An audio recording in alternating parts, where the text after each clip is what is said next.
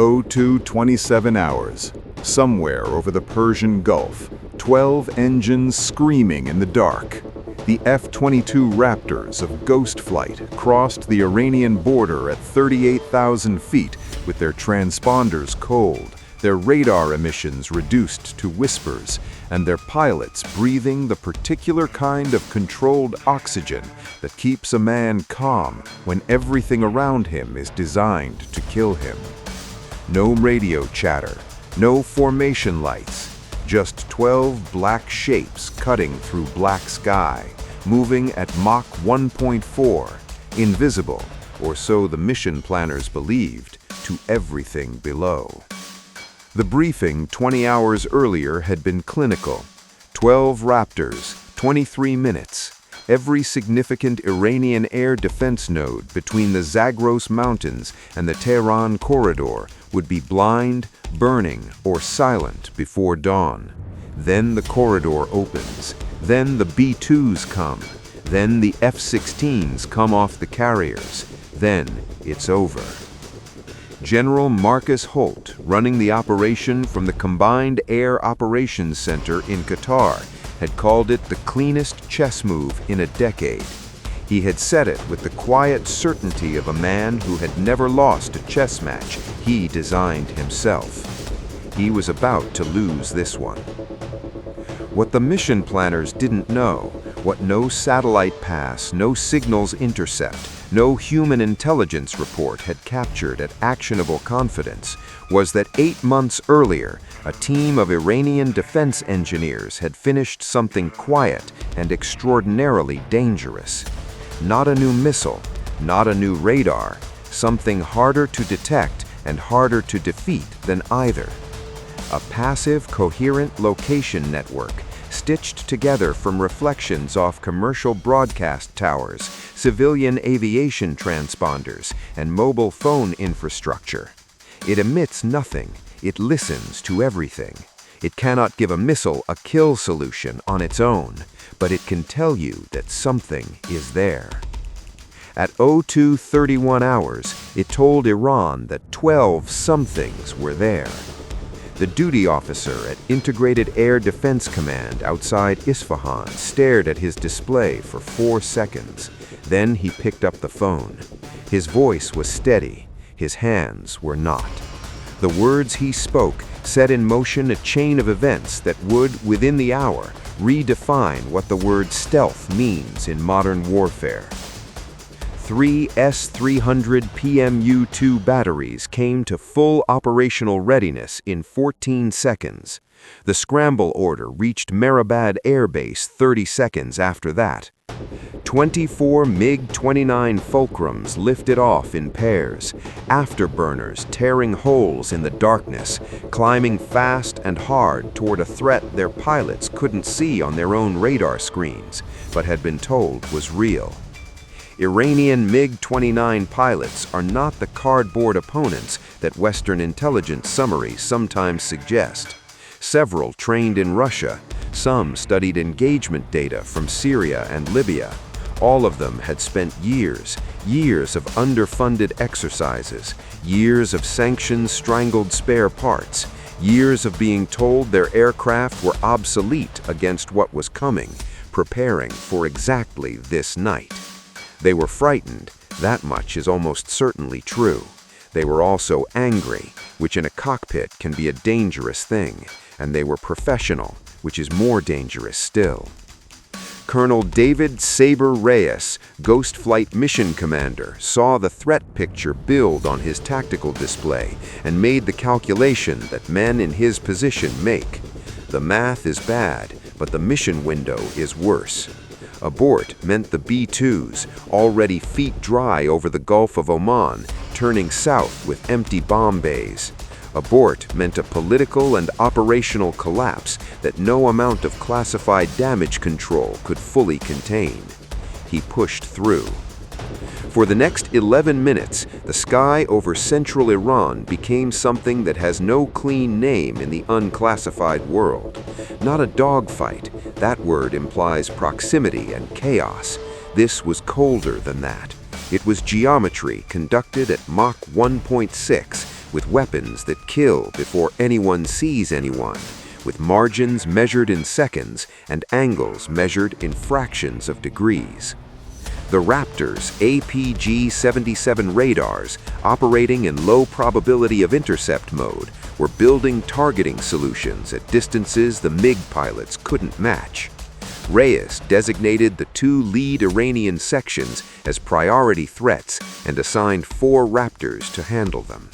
At 28 miles, 4 AIM-120D missiles left their bays. The Iranian pilots saw the launch warnings. Most of them broke hard, violent, coordinated, chaff bursting in silver clouds against the darkness. Most, not all.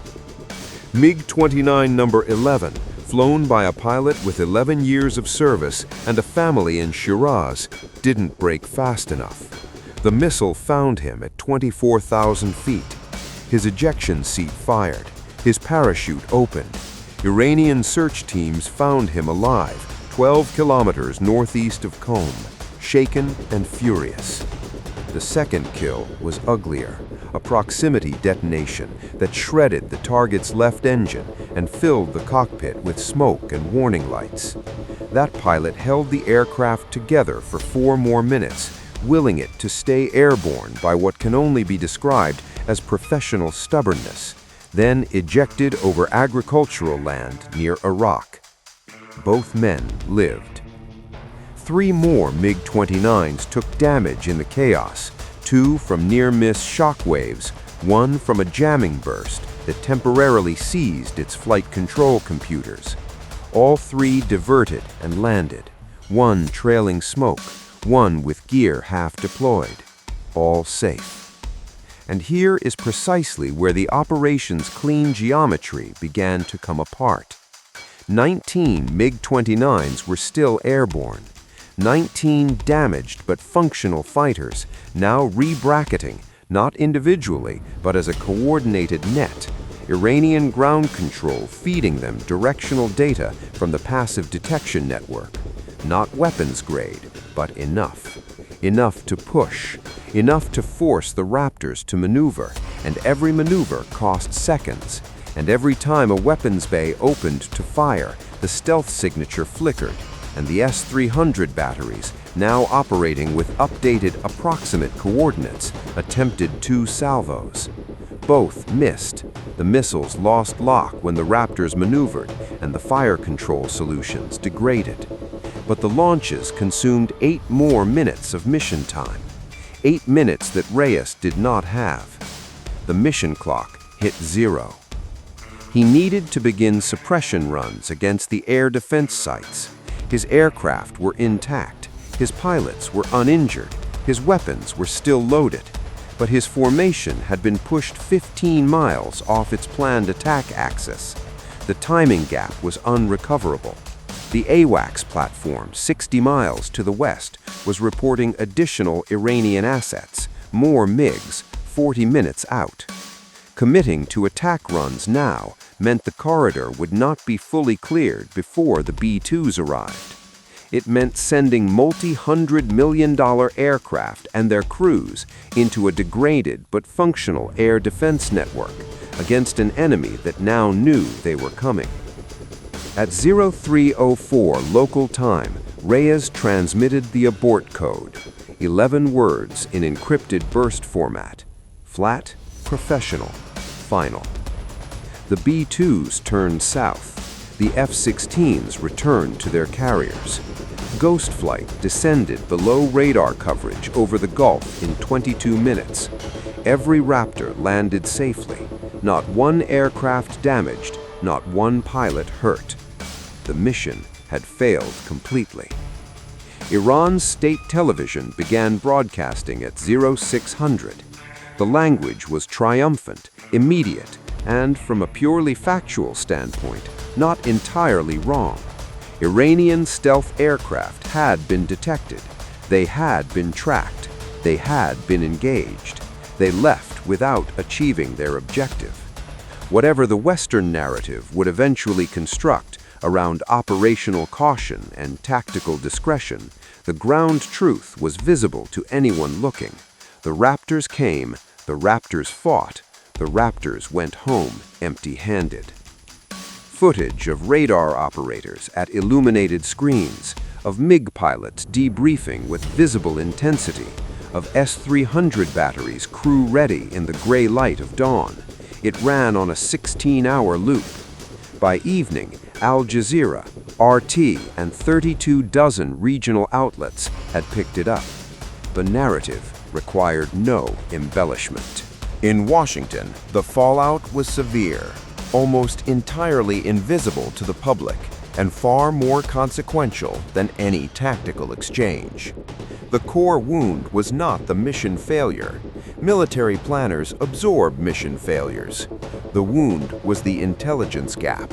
The passive coherent location network had not appeared in any pre-mission threat assessment at a confidence level that would have altered the go decision.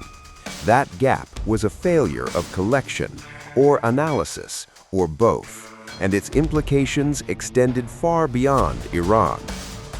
If passive detection technology had reached this level of operational utility, if an adversary could reliably detect stealth aircraft using reflections from commercial infrastructure, then every stealth platform in the American inventory needed its threat environment reassessed. The F-22, the F-35, the B-2, future systems still in development. The assumption of stealth dominance that had structured American air power doctrine for 30 years was not broken, but it had been qualified in ways that nobody in the Pentagon could dismiss, and nobody in the Pentagon was comfortable with. The regional fallout was faster and more visible. Gulf states that had quietly coordinated with American planning, sharing airspace access, refueling logistics, and signals intelligence, found themselves exposed when Iran's public announcement made the operation's general contours internationally known. Saudi Arabia issued a statement affirming sovereignty and non-involvement. The UAE's foreign minister made 3 phone calls in 24 hours that the State Department found deeply unhelpful.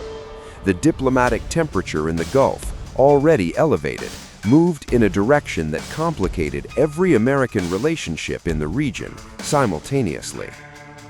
For Iran, the event crystallized into something more valuable than a tactical result: institutional validation. The Revolutionary Guard's Air Defense Command, which had absorbed years of internal criticism for its inability to credibly threaten modern Western air power, had produced a result it could legitimately call a success. Detection was real. The scramble was real. The Americans had left. In Iranian domestic political terms, and in the broader terms of the regional narrative Iran had been constructing for years, that sequence was sufficient, and more than sufficient. Defense budgets shifted. The engineers behind the passive detection network received recognition that could not be discussed publicly. Military recruitment messaging the following year featured radar screens, dawn sky, and a phrase that translated roughly as, "We see everything." Operation Silent Horizon entered the informal curriculum of air warfare academies on 3 continents, studied not as a story of victory or defeat, but as a case study in a principle that military strategists have always known intellectually, but rarely confront so starkly in practice. Technological superiority is a probability, not a guarantee, and probability operates inside a context that an adversary has spent years deliberately shaping. The F-22 Raptor is, by any serious technical measure, the most capable air superiority fighter ever built. Its radar cross-section, its sensor fusion architecture, its kinematic performance represent advantages that no Iranian platform can match in a direct contest under equal conditions. None of that prevented the mission from failing. Stealth does not mean invisible. It means less detectable, for less time, under conditions that must be continuously managed. in a compressed 23-minute window against a defender that had invested years specifically in detecting exactly this kind of intrusion, less detectable was not enough. 12 Raptors flew into defended airspace. They shot down 2 fighters and damaged 3 more. They suffered 0 losses. They flew home. The mission failed anyway. That combination, perfect tactical execution, total mission failure, is the detail that keeps defense planners awake at the kind of hours when the Persian Gulf is dark and something is moving fast through the sky above it, and no one is entirely certain what anyone can see.